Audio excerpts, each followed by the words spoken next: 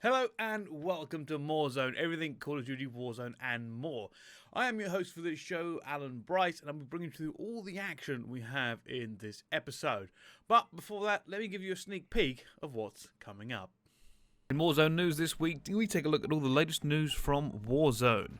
We also have our top 5 clips of the week, we catch up with Benson EU and our Loadout highlight, and we go down to the Gulag to give you some tips and tricks. Well, hopefully that's given you a taste of what to expect from this episode and whetted your appetite for the rest of it. But before we get too far, let's find out what's the latest in Warzone this week in Morezone News. This week in the news, the Ghost Contingency Pack is live and you can play as the Operator Ghost in-game as well as get hold of some emblems, some charms and various other stuff. We are still waiting on news of Season 4.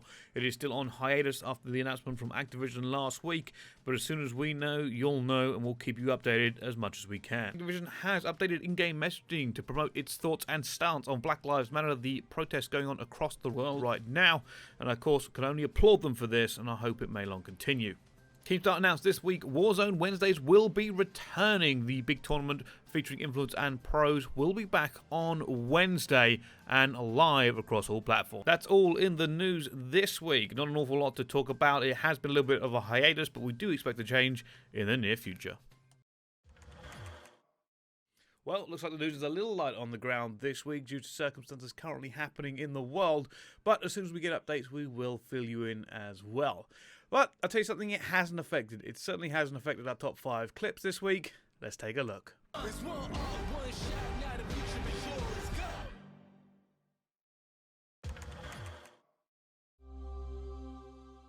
First up this week, have you ever won a game of Warzone by accident with a stick? Well, Cold Dog has, and this is exactly how he managed to make it happen. Blind throw, gets the stick, gets that, gets the win, all good. Stock and night. The Azatar comes in at number 4, and if you need 100 rounds to take down a team, then you use 100 rounds. Pulls the trigger, never lets it off, ends up getting an entire team wipe for his trouble. Next up, the Dictionary, and has a thermal sniper in hand. Takes down one, sees the second with the headshot, sees one on the ground, also taken down, and a fourth one pops up, unfortunately goes down, and that's the wipe. One sniper to another, Tolbra this time with the sniper taking down players in a helicopter, just raining down fire on them. There's nothing they can do, try to fly away, but unfortunately triple kill and down they go.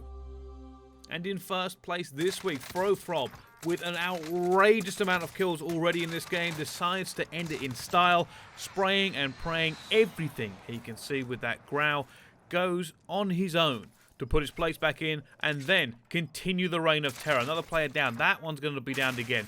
This player goes down. So many, ends them with the MP5, and he is going to end this game with a ridiculous 41 kills.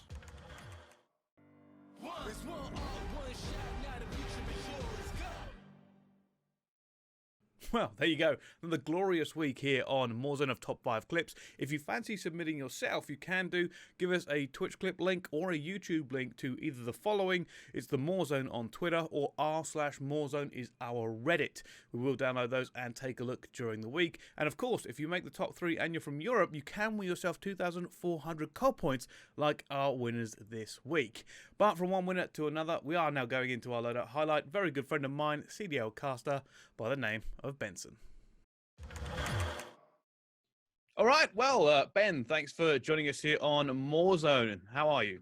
I'm good. Thanks for having me, Bryce. I'm excited to talk Warzone, man. I'm excited. Oh, dude, it's gonna be a good chat. I have a feeling you may get some interesting answers from me for some of your questions, which may be a little too honest. Let's just say that. Maybe I might be too honest with my Warzone playstyle. That's no problem. That's no problem. I mean, there is a lot to talk about with your class anyway, right? Like, let's go straight into it. You're one of the only people not running one of the main ARs at the moment. The MP7. Yes. The MP7 is out. Yes. Why? Do you want the honest answer? Yeah. Are you ready for this? Okay, so I'm a big TP fan, as I'm sure many of the people that watch this are probably going to be big TP fans. Yep. Now, when Warzone first came out, this was kind of like a go-to class, right? It was very meta, if you will. The problem is I watch TP a fair amount. I kind of creep in his stream here and there. I don't think he realizes how much I actually watch the stream. So yeah. I watch him run a wide variety of different weapons. And he's so good at the game that, to be frank, he makes everyone else just look so bad. But he can use pretty much anything and make it look simple. I was watching him use MP7 the other day, and I hadn't used it for quite some time. And he just made it look so simple. So, me being me, went back to kind of my old stubborn ways of saying, well, if TP can do it, so can I. So far, Bryce, I'll be honest, I've had varying degrees of success thus far. There's probably some tweaks I need to make to my class. I'll be honest, I'll hold my hands up. It's not perfect, Bryce. It's not perfect. But to be honest, I just love that run and gun kind of play style, which is funny when you take a deeper look at maybe some of the equipment I have on my class. It may not look that way, but I promise you, Bryce, I promise you, it's run and gun. Hey, if there's anything I can appreciate, it's a unique class, especially once we're in this meta that we're in right now. But let's kind of just launch straight into it. Let's talk about your MP7. This was something that was in the meta quite a while ago over here. The monolithic suppressor is something we see on almost every gun. But why is it set up this way, right? Why have you got it these specific attachments? Commander foregrip, the recon barrel. You know, what is that helping you do? So I think, as you mentioned, right, the muzzle, the monolithic suppressor, you're going to see that on every single class. It's so strong, right? It's just such an important attachment to have. Commander foregrip as well, a pretty common attachment. For me, the big thing that I had to decide was, did I want to run tac laser or did I want to go for a rear grip? Now, for me, again, it comes down to your playstyle, right? This to me is a very fast and furious playstyle. I like hearing gunshots and just sprinting. I'm that guy on the team, right? Like I'll hear a gunshot and I'm just instantly distracted. My head will turn. I'm gone. We're playing together. You're like, where are you? I'm like, oh, I run towards the gunshot. So you're not here. That's me in a nutshell in Warzone. So that laser for me just helps like hip fire accuracy. It helps so much. Those close quarter gunfights. I used to actually run a rear grip, and I kind of changed it again after seeing TP have so much success with a laser sight. To me, I've just kind of changed it up, and I've had a ton of success since then. That's awesome. I said that makes perfect sense to me. You know, the laser is so important, especially once it gets into those. Everybody can aim well, right? But it's when you get into those fast and close things that you're like, oh, I just need a bit better hip fire to take somebody down. But no, I mean, everything else seems pretty standard. 60-round mags. Everybody's running big mags now. You have to. You do. Yeah. Like, if you get in one of those gunfights where, especially if you're playing, like squads, trios, it's so important that you have enough ammo just to be able to take down not just one, maybe two or three enemies. If you played solos, I mean, I'd probably change that out. Probably wouldn't run it. I think that's definitely relative to what game type specific you're playing. But for me, I don't really dabble in solos all that much. I'm more of a team player, Bryce. More of a team player. I get that. Your secondary weapon though is don't get me wrong here. I like this, but it's become a little bit less favourite of recent with the kind of the patches. The RPG. Yes. Why the RPG, Ben? Again, probably stuck in my ways, if I'm honest. But let's be honest, right? When you're running and gunning, what's the one thing that frustrates you the most? Campers. Sat in buildings, campers, right? Those son of a guns just sat there, top of a building, ready and waiting. Yeah, they've got their heartbeat sensors out. They got their Claymores out. The only way that you can combat that, in my opinion, outside of a handful of grenades, is just RPG them. Just RPG them. Get the job done. If someone's driving down the road, RPG them. To me, it's just still so strong. It really is just so good that I just don't really see why you would run anything else. I mean, if you happen to run across a second loadout, maybe you can pull out a different class there as well. Run with two primaries, sure. But for me, off the rip, the RPG still does so much damage. It's a must-have for me. It really is. Yeah, that makes sense. Like I said, I like to use what I call distraction rockets. If people are firing at me, I fire one and then run away. But you were saying trust me, works great. It works great. Everybody ducks their head when you fire a rocket off and run. It's great. You said about the campers and people hiding in buildings and stuff, and I have to kind of move on to your lethal here. Yes, you do. Claymore. Yes. That is the first time I've seen someone really running a Claymore. Can I tell you why? Consistently. Yes, you can. Okay. It's not to sit in a building. Okay. So I posted a video on Twitter long time ago of me. I landed, found a heli straight away, and I flew a heli into the middle of the road, and I put a C4 in the back of the heli. And then I just lay in a bush. And I honestly waited like 20 minutes. Finally, someone came, went to the heli, blew up the C4, killed him, right? Troll. Yeah. Love trolling. So I've tried to come up with like unique ways of using the Claymore, like around vehicles, trying to explode the vehicles, trying to get multi-kills.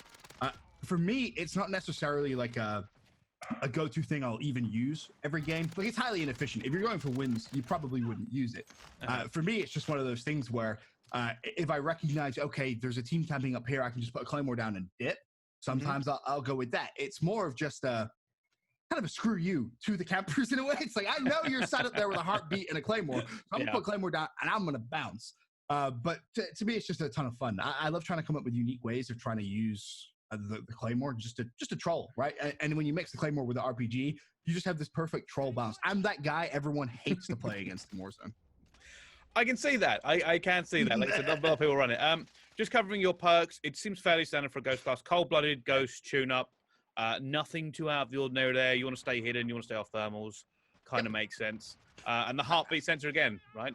Yeah, I think, again, that the heartbeat is very, very effective early game. If you can get your loadout class very quick, it's just super helpful, right? When you're trying to pick up an extra couple of kills here or there, and you want to try and be that run and gun, to me, especially at the beginning of the game, it was crucial. I think you needed it. Now, maybe not so much as the playstyle started to develop. Still, I like having it in my back pocket, so to speak. I can pull it out just for kind of comfort, right? When you're kind of looting a building, super late game, if you're desperate and you actually have it, you're looking for ammo or whatever the situation is, or even a teammate goes down, maybe he was sniped across and you want to make sure that where he is safe. Just nice to rely on a heartbeat sensor. Sometimes, though, I will say, lets you down. It does, but for the most part, it's a pretty consistent class setup, right? So I think you'll have some fun running it. I will be testing it out to get footage. Probably playing right now. Let's move on then. Let's talk a little bit about where exactly we are dropping in Warzone. Where are we dropping? So, my favorite, and this is basically just because I'm kind of old school in that sense, is Boneyard. Absolutely, I just love it. I think you get a ton of action first and foremost, right? Obviously, it's dependent on kind of the line, but for the most part, you're gonna have a ton of action there. But also, it's scrapyard, right? Like, who doesn't love having those old memories flood back? It's just such a nice drop for me because I'm very familiar with it. As soon as the game first came out, since Warzone first released, it was like, all right, well, I know this immediate area very well from just the times I've spent playing that specific map. Yes, of course, there's obviously changes when you go outside, but for me, I drop straight into the middle of scrapyard. Like, just get straight down, look for the nearest bounty, and just start running and gunning. Makes sense. Makes a lot of sense to me. You know, go away, it's familiar, and it's always a good drop. I always find it very, very busy if you go at the right times. So I don't mind that. I don't mind that at all. All right, let's talk about, for anybody watching, what are your kind of top tips for Warzone? Okay, so I have two top tips. Okay. And again, as I mentioned before, your classes are probably going to change based on what game mode you're playing, right? If you're playing solos or you're playing squads, whether it's duos, trios, or quads. So my first tip for a solo player, and this is something that I've had a lot of people, whenever I've been streaming or just people kind of tweet at me. I know I'll have nowhere near as many as some of the best Warzone players in the world, but still people do occasionally ask. It's kind of, how can I get better? And the number one thing I say is just don't be afraid. Right? Just remember that you're playing a video game, have some fun, and play it like Call of Duty. You just run and gun, have some fun, right? I mean, a lot of people, I feel like whenever they're playing a solo game, they get very, very nervous, right? They'll hear one, sniper rifle just fire off in the distance and they'll panic and they'll sit still. And what tends to happen then is the gas all of a sudden takes advantage. This is like constant battle between circle control and the gas on your back. You never really want to be running kind of back against the wall in the gas in a solo game. For me, you want to have great positioning. You want to be ready and waiting to fight those people rotating a little bit late. So that's my tip for solos. My tip for squads is remember you're in a team. So many times, Bryson, this hurts my soul. I've been playing it with teammates and, a teammate will go down sometimes, right? Mostly it's me. And my teammates all of a sudden forget that we're in a team game. I'm perfectly safe, perfectly resable, and they try and be a hero. So my tip for whenever you're playing in a team is don't be a hero. Remember you have teammates, and remember to revive your downed teammates. It's so, so important. It's so much more efficient than letting them die than buying them back. Then they have to drop, they have to get their loot, and then there's that awkward moment when they're dropping down. Ooh, am I going to die as soon as I get to my loot? Just revive them there and then, especially if they're safe. That's very close to my heart, actually. It happens to me more often than you would tell. I think people underestimate how important reviving is early. An extra gun on there who can get their plates back in Yes. It's huge. People tend to go, "I got to take this gunfight first." Like, no, you don't. No, You have you to get don't. me first. I'm Then I can safe. shoot too. Yeah, I can shoot too. I'm on a countdown. I'm dying here. You're perfectly fine. You can just back away from the fight. Save me. Oh, dude, you just have to think. I think you summed it up perfectly. An extra gun in the fight, right? Extra shots in the fight. 1, 2 extra bullets, whatever it may be, could make the world of difference. Especially against very, very good players. Because traditionally, what will happen is good players will get it down from distance and they'll fly. In that time, I think a lot of people don't understand how much time you actually have before they close that door. So the worst thing to do is to do nothing. Allow them to close the gap, and then all of a sudden they have a numerical advantage. They use their numbers. Next thing you know, you roll in the gulag. Horrible time. You do have enough time to revive your teammates, man. I'm telling you. Trust me here, folks. It's a good tip. It's a good tip. Well, thank you very much, Ben, for joining us on this. I appreciate you coming on.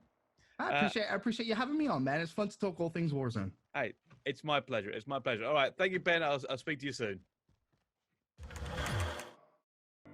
One shot, now the future is yours. Go! Always great to catch up with Benson, of course, and his enthusiasm for Warzone. But we are now going to try and go into a new section here on Morezone. It's called Off the Meta, and it's where we take a look at things that maybe you can try using and see whether or not they're viable in Verdansk. Welcome to Off the Meta, the part of the show where we talk about guns that aren't quite in the meta at the moment, and by that I mean platforms and weapons that we don't usually expect to be running or that have fallen out of favour. The gun this week is going to be the M13. Now, this is an assault rifle and it is fully automatic with a high rate of fire. It is also a low recoil platform. So you'd think that this would be probably top tier, and it is. Unfortunately though, in that top tier it does fall to probably 4th. While using this gun, it did become very apparent that there are certain problems with it, and the reason that you wouldn't take this over certain other guns. Right now, the dominating platforms in the game are going to be the Growl, which is basically the T1, and the M4 based on your preference. Both hit hard, both have minimal recoil once kitted out correctly, and both outperform this gun. And that's sadly the best thing I can say about it, is that while this has some great attributes that should make it a very good Warzone gun, and I do see people using it usually with a 3x sight, there are just simply too many problems. There's several fights I get into where I've always felt like if I had a Growl or an M4, I would have done better. There just really isn't an awful lot for this gun in terms of going over them. But if you do choose to use it, I can recommend the usual things to go on it. 60 round mag, suppressor are key, the foregrip of your choice. I ended up running this one with a red dot because I actually borrowed it off somebody else's who had more stuff unlocked than I did. But, you know, you can use it with the 3x, you can try and do it with the iron sights. It's not fantastic iron sights either, so it is a little bit of a problem in that regard. Maybe throw a laser on it, but it just has one of these issues where it doesn't hit as hard even with a high rate of fire. You have to put a lot more rounds down range into people, and even with a 60 round mag, that starts to tell. It means you have to reload more often, it means you're less sure of your gunfight, and it will mean that people out-damage you if you're in a gunfight. All these things, unfortunately, drop it down just a little bit. I would even go so far as to say that I would prefer to run the MP7 as my main weapon of choice over this, because it has better attributes that outclass this, and you don't really lose anything from it. The MP7 is very low recoil. Its damage over range isn't a million miles off of this. Quite simply, the M13, while it is a very, very good gun and could come back into the meta at some point, right now just doesn't have the capability to outshine some of the other guns in this game.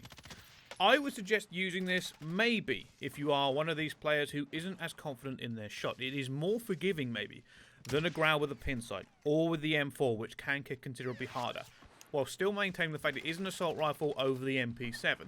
And of course, being an assault rifle will have slightly better damage over range than an MP7, although it is negligible. If you are more comfortable at that range and that is what you're using this gun for, then that's what I can suggest. Other than that, it is clear to me after several games with this gun why it has dropped down a little bit in terms of people playing it. Hopefully when the next patch comes in and we expect to see a nerf to the Growl and potentially another change to the M4, this could be another gun to come back into the meta. It could be viable once again, but right now I can't really recommend running it. If you have an M4, if you have a Growl and you're comfortable, run those. This is maybe just an oddity if you fancy running it. I don't think it's going to be a game winner for you, and I don't think it's going to be something you're super enthusiastic about running when you get your loadout. Well, there you go. That's our new section there, taking a look at guns that may or may not work in the world of Warzone. And if you have any suggestions of what we should try out or what we should explore, feel free to hit us up on our socials. But now, from one of the new sections to a very old and well-loved section, it is, of course, our map highlight. And this week, we take a little look at the Gulag and see if we can't get you to win more 1v1s. Okay, well, welcome to the Gulag. Now, we aren't going to be talking about the one underneath prison, although it is a location on the map. We will probably talk about it a little bit when we go there and cover it instead. What I am going to be talking about, though, is the 1v1 in Warzone. This is very important because it does save your team a lot of money and it will also get you back into the game quicker. So these are going to be some tips and tricks about what you can and can't do in this to give you a little bit of an edge. One of the first things you're going to do when you first load in is take a look at the location and what is the configuration of the Gulag you're currently playing in. They all change ever so slightly, and it may help you out just a bit with the way you're going to play. However, one thing I do is very, very dirty. I first of all look at the wireframe in red to see where the player is facing, as it means that's usually where they're going to go. Can give you a little bit of an advantage. As you saw in this clip, the guy was going to go left, and he did end up going left as well. So it's just a tiny thing like that that can help. But, okay, I'll let you in on what I like to do, and it's not a guarantee, but it has helped me win more Gulags. You run to the right, and you aim straight left. It doesn't matter what the configuration is, you go there, and you just get into the first aim, and then you try and use your tacticals and nades to either flush them out or kill them. And it works more often than you would think. If the side is open, you'll usually find an enemy player there, ready and waiting, rushing down their side. If not, then you aim towards the middle, throw your stun, and then maybe back up if they are going to rush. It works far too frequently for it to be any good. Of course, this does rely on you getting a good jump strafe in, and it does rely on you being able to actually hit your shots. One other thing you can do in the Gulag that may help you out just a little bit is if you watch where the rocks are being thrown. Sometimes they can help you out, sometimes people are just spamming them from the side. But those three things, look at the wireframe, run to the right, shoot left, it's not always guaranteed but it does work, and look for the rocks. The last thing I can say do is throw your stun down the middle. You're going to use it to try and find somebody, and you can always push them and then use your lethals to kill them as well. Well, there you go. Hopefully those tips and tricks will help you out in the Gulag. I know they help me out, and I hope they help you too. But that's all for our show this week. This has been Morezone. If you do fancy catching up on our socials, make sure you do, as well as subscribe and like the YouTube video. Thank you all for watching. We'll see you next time. One. There's one shot, not a future.